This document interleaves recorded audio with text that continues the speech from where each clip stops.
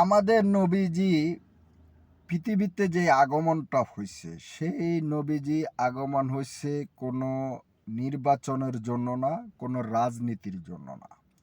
উনিকে আল্লাহ পাক পৃথিবীতে আগমন কইরা যখন পাঠাইছে ইসলাম প্রচার করার জন্য, দিন প্রচার করার জন্য। দিন প্রচার করার জন্য। কেমন দিনকে প্রচার করার জন্য? আল্লাহকে আগে অনেক মানুষে অস্বীকার করত। যারা মূর্তি পূজা দিত, যারা চাঁদ সূর্যকে সেজদা দিত, চাঁদ সূর্যকে খোদা মানত, তখন আল্লাহ পাক রব্বিল আলামিনে একে একে বহুত নবী রাসূল এই পৃথিবীতে আগমন করাইছে। আগমন করানোর পরে লাস্টে আমাদের নবীকে আগমন করাইছে। সে নবী কখনো উনি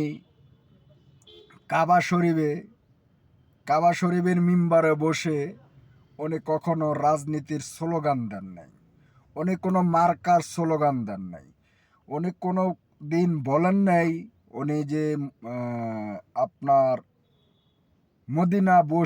মদিনার যে মিম্বার আছে সেই মিম্বারও বসে কোনো দিন বলেন নাই যে অমুক দল অমুক ইসলামী দলকে তোমরা যদি ভোট দাও, যেমন ওমরকে যদি ভোট দাও তাহলে তোমরা জান্নাতের টিকিট পেয়ে যাবা।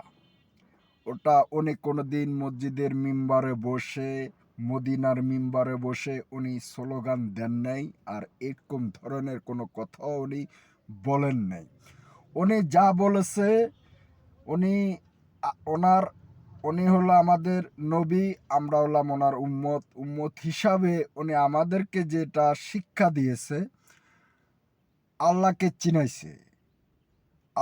চিনাইছে, কোরআন চিনাইছে। সে কোরআনের যে আইনগুলো আছে সেই আইনগুলোকে শিখাইছে। আল্লাহর নির্দেশগুলো মানার জন্য কিভাবে আল্লাহকে মানতে হবে, কিভাবে আল্লাহকে পেতে হবে, কোন আল্লাহ আমাদেরকে সৃষ্টি করেছে, সে সঠিক আল্লাহকে চিনার জায়গাটা আমাদের নবীজি করে দিয়েছে।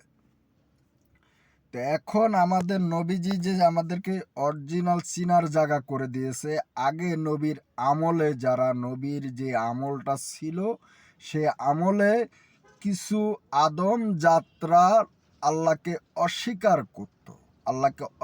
করত, আল্লাহকে মানত না, মুক্তিকে পূজা দিয়া খোদা দাবি করত, চাঁদকে খোদা দাবি করত, সূর্যকে খোদা দাবি করত। বিভিন্ন একটা মানুষ সৃষ্টিকারী যে মুক্তিগুলো আছে সেই মুক্তিগুলোকে মানুষ খোদা দাবি করত। সেই মুক্তিগুলো ভেঙেছে আমাদের যেমন ওয়াজ মাহফিলে কিছু আমাদের আলেম ভাইরা ওয়াজ করে মুক্তি ভাঙার কথা, সেই মুক্তিগুলো আমাদের নবীজি ধ্বংস করে দিয়েছে। কারণ ওই মুক্তিগুলো ওই আগেরকার আমলের লোকগুলো মুক্তিকে খোদা দাবি করেছিল। তো সঠিকভাবে আমাদের নবীজি আল্লাহকে চিনার জন্য সে মুক্তিগুলোকে ধ্বংস করেছে। চাঁদটাকে দুই ভাগ করে ইহুদিকে প্রমাণ করে দিয়েছে। এমন হলো সূর্যটাকেও অনেক লোক খোদা দাবি করতো, চাঁদটাকেও খোদা দাবি করতো। বলে কিভাবে খোদা দাবি করতো?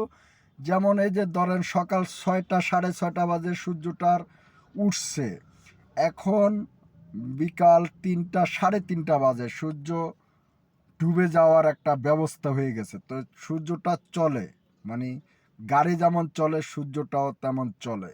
এটা আল্লাহই ওকে ভাদুরে দিয়েছে। তো সেভাবেই সূর্যটাকে অনেক লোক খোদা দাবি করত।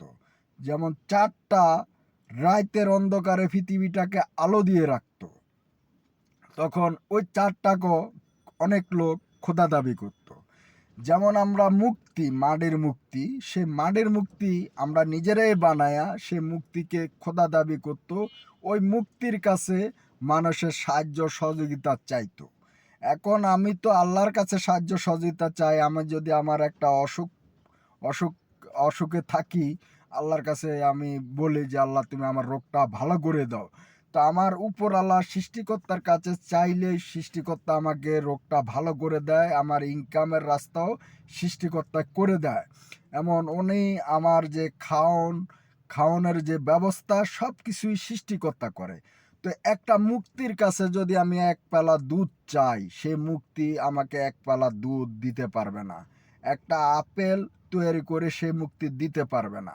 এই যে সূর্যটা যে হাঁটাচলা করে, সূর্যটাও আমাকে একটা আপেল তৈরি করে দেওয়ার ওই সূর্যর কোনো ক্ষমতা নাই।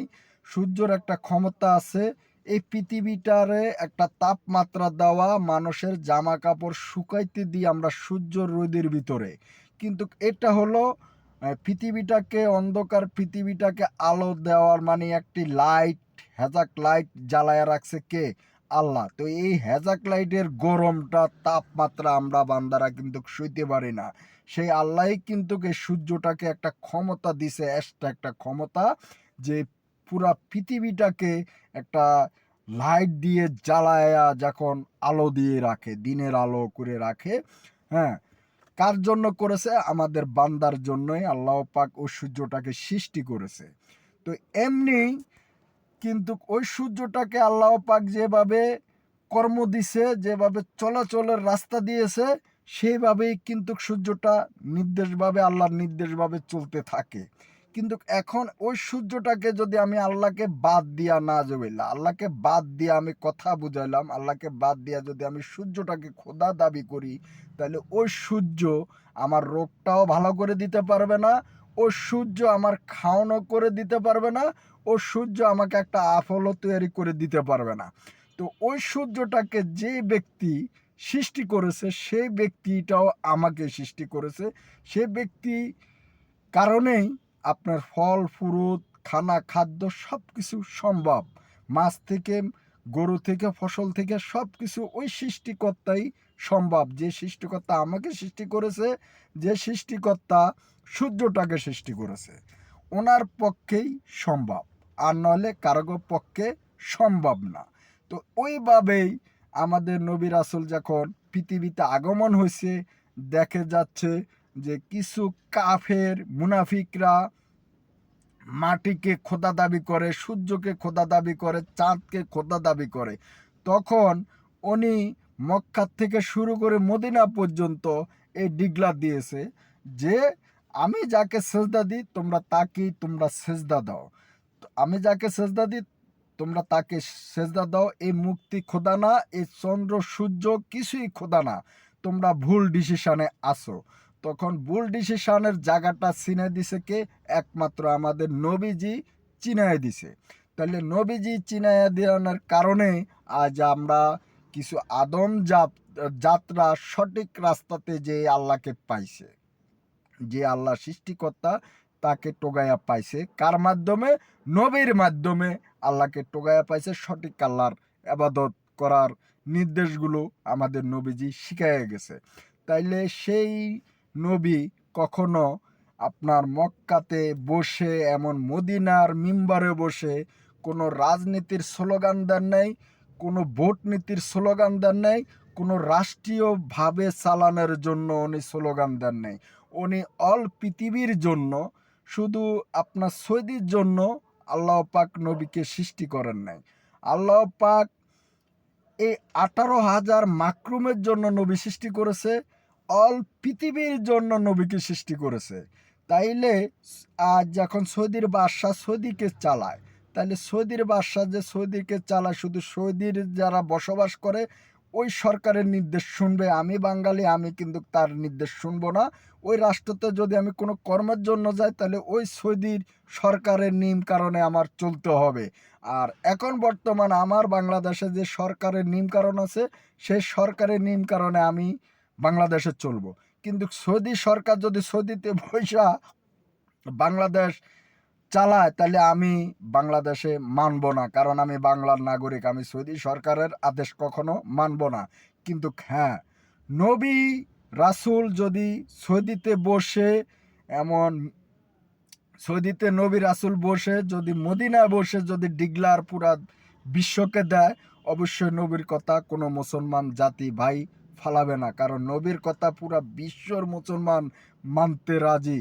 কিন্তু আমার বাংলাদেশের প্রেসিডেন্টের কথা পুরা বিশ্বর লোক মানবে না। কিন্তু নবী রাসূল যে পৃথিবীর কান্ট্রিতে থাকুক, নবী রাসূল নির্দেশ যদি করে, অল পৃথিবীর মুসলমানরা তার নবীর উম্মতের প্রেমের কাণ্ডারি যদি যারা আছে নবীর প্রেমিক, তারা অবশ্যই নবীর কথা মেনে তারা জীবন দিয়ে দিবে, কিন্তু একটা সরকারের কথা মেনে কখনো জীবন দিবে না অল পৃথিবীর মুসলমান। তো খোদা হাফেজ, আশা করি কথাটা বুঝতে পেরেছেন।